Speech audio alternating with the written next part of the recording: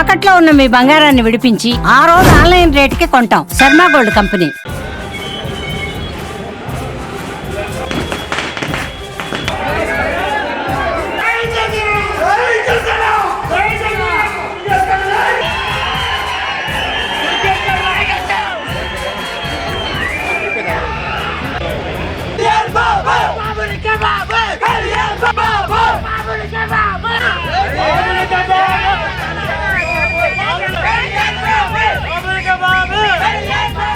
మొదటి భాగం ఒక అద్భుతమైనటువంటి అనుభూతిని ఇస్తుంది. ముఖ్యంగా భారతదేశం మీద దండెత్తొచ్చి భారతదేశం యొక్క సంస్కృతిని, భారతదేశం యొక్క గొప్పతనాన్ని నాశనం చేయడానికి ప్రయత్నించినటువంటి కొంతమంది దుష్ట ముష్కరుల్ని ఏ రకంగా హరిహర వీరమల్లు పేదల పక్షాన్ని నిలబడి అడ్డుకున్నారో ఈ సినిమాలో అద్భుతంగా చిత్రీకరించారు.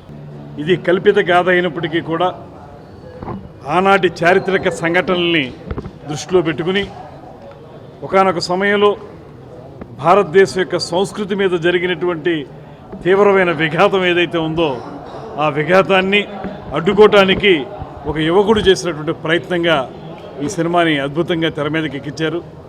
ముఖ్యంగా హరిహర వీరమల్లు పాత్రలో శ్రీ పవన్ కళ్యాణ్ గారు చూపించినటువంటి అసమానమైనటువంటి నటన వైదుష్యం, చిత్రాన్ని అద్భుతంగా చిత్రీకరించినటువంటి క్రిష్ జాగర్లమూడి గారు, అదేవిధంగా జ్యోతికృష్ణ గారు, అద్భుతమైనటువంటి పాటలతో పాటు మరింత అద్భుతమైనటువంటి బ్యాక్గ్రౌండ్ మ్యూజిక్ ఇచ్చినటువంటి కీరవాణి గారు, మనోజ్ ప్రసాద్ గారు డిఓపి వారు, వీటన్నిటినీ కూడా కలగలిపి ఒక అద్భుతమైన దృశ్యకావ్యంగా దీన్ని తీసుకురావడం జరిగింది.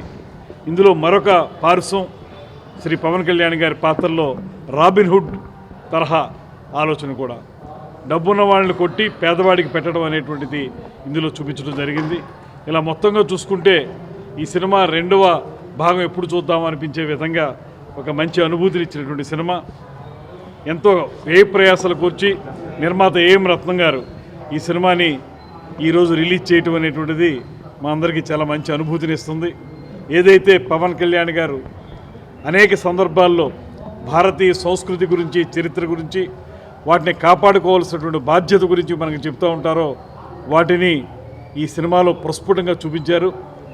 ఆయన గత సినిమాలకి భిన్నంగా ఒక చారిత్రక నేపథ్యంతో వచ్చినటువంటి సినిమా అందరినీ అలరిస్తుందనేటువంటి మాట మేము ఖచ్చితంగా నమ్ముతున్నాం. ఒక మంచి అనుభూతిని ఇచ్చినటువంటి ఈ సినిమాని చూడడం చాలా ఆనందంగా ఉందనేటువంటి మాటను తెలియజేస్తూ, ఈ సినిమా చూస్తున్నప్పుడు కొంతమంది వారి మొబైల్ ఫోన్లో సినిమాని చిత్రీకరిస్తున్నారు, దాంట్లో రికార్డ్ చేస్తున్నారు. నేను వారి మీద పోలీసులకు చెప్పి కేకలు వేయటం కూడా జరిగింది. ఒక నిర్మాత ఎన్నో వ్యయ ప్రయాసాలకు వచ్చి ఎంతో కష్టపడి ఎన్నో కోట్లు ఖర్చు పెట్టి అద్భుతమైన సినిమా తీసి ఇంత కష్టపడితే మీరు 2 నిమిషాల్లో దాన్ని మొబైల్ ఫోన్లో దాన్ని రికార్డ్ చేసేసి బయటికి అందరికీ వదిలేస్తే ఇంకా సినిమా నిర్మాత కానీ, కొనుక్కున్న వాళ్ళు కానీ, సినిమా థియేటర్ల యాజమాన్యం కానీ ఏమైపోవాలి? దయచేసి ఆలోచించండి. ఈ రకమైన పైరసీని మాత్రం ఎవరో కూడా ప్రోత్సహించకండి అనేటువంటి మాటను కూడా చివరిగా తెలియజేస్తూ, ముఖ్యంగా మేము జనసేన పార్టీ తరఫున శ్రీ పవన్ కళ్యాణ్ గారు డిప్యూటీ సీఎం అయిన తర్వాత వచ్చినటువంటి మొట్టమొదటి సినిమా, ఆయన యొక్క రాజకీయ నాయకునిగా ఆయన బాధ్యతని, సినిమా నటునిగా ఆయన యొక్క గొప్పదనాన్ని రెండింటినీ చూపించే విధంగా ఈ సినిమా ఉందనేటువంటి మాటను తెలియజేస్తూ, ఆ పార్టీలో ఉండటం అనేటువంటిది మాకు లభించినటువంటి ప్రత్యేకమైన వరంగా భావిస్తూ సెలవు తీసుకుంటాం. చాలా మంది బాయ్కాట్ చేయాలి హరిహర వీరమల్లు క్యాంపెయిన్. దేనికి బాయ్కాట్ చేయాలి? పవన్ కళ్యాణ్ గారు నటిస్తున్నారు. సినిమా అనేది ఆయన వృత్తి. ఇవాళ ఎవరైతే ఆ మాటలు మాట్లాడుతున్నారో వైఎస్ఆర్ కాంగ్రెస్ పార్టీ నాయకులు, వాళ్ళకు దొంగ వ్యాపారాలు, దొంగ మైనింగ్లు, లేకపోతే రకరకాల పత్రికలు, లేకపోతే ఇతరత్ర అన్ని రకాల ఆదాయ వనరులు వాళ్ళకు ఉన్నాయి. దాని ద్వారా వాళ్ళు చేస్తూనే ఉన్నారు. లిక్కర్ మాఫియా ఏ రకంగా చేశారో చూసాం మనం, ఇసుక మాఫియా ఏ రకంగా చేశారో చూసాం మనం. వాటన్నిటి ద్వారా వాళ్ళ ఆదాయాలను తెచ్చుకోవచ్చు. కానీ ఆయన తనకు వచ్చినటువంటి వృత్తిలో, తనకు నచ్చిన వృత్తిలో ఆయన ఇదొక్కటే ఆదాయ మార్గంగా ఆయన ఎంచుకుని సినిమాల్లో నటిస్తున్నారు. ఎందుకు బ్యాన్ అంటారు? ఇలాంటి భారతదేశం యొక్క ఔన్నత్యాన్ని నిలబెట్టే చిత్రాలు నటిస్తున్నందుకు బ్యాన్. వాళ్ళకి ఎలాంటి సినిమాలు ఉండాలంటే వాళ్ళు చేసే దొంగ పనులు చూపించే సినిమాలు వాళ్ళకి నచ్చుతాయేమో.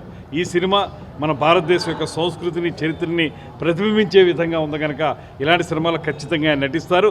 రాబోయే రోజుల్లో సినిమా నటించడం రాజకీయ నాయకంగా రెండూ కూడా ప్రజలకు ఉపయోగపడే విధంగా చేయడం జరుగుతుంది. కాబట్టి ఆ బ్యాన్ అన్నటువంటి వాళ్ళని ప్రజలు ఇప్పటికే బ్యాన్ చేశారు, ఇక ముందు కూడా వాళ్ళని బ్యాన్ చేస్తారు.